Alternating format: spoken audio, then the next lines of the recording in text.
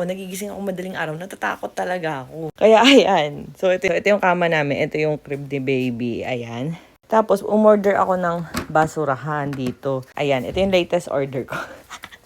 Para hindi na ako pupunta dun sa CR. Kasi nga napapanglaw talaga ako, guys. Umorder ako ng portable toilet. Meron siyang sandalan. Bubuksan mong ganyan. Ito, meron din siyang gano'n. Parang kagaya din ng kubeta. Parang ganito lang siya. Ayan o, extra din. Kasi ito yung parang kapag sa Jebs ata, dun sa ilalim shoot. Ito naman, ito yung pinakang kukuhanin mo pagka lilinisan mo na siya. Bubuhatin mo lang yung ihi mo sa umaga. So, ayan na siya, ganyan. And ito kasi, pag pupupo ka, shoot sa ilalim. Pero lalagyan mo siya ng parang plastic, ayan, or salo dun sa ilalim. So, meron siyang takip. Ayan, ganyan siya. Pero ito, hindi ko naman magagamit. Hindi naman ako para jumebs dito sa kwarto, no? Meron din siyang taklob, diba?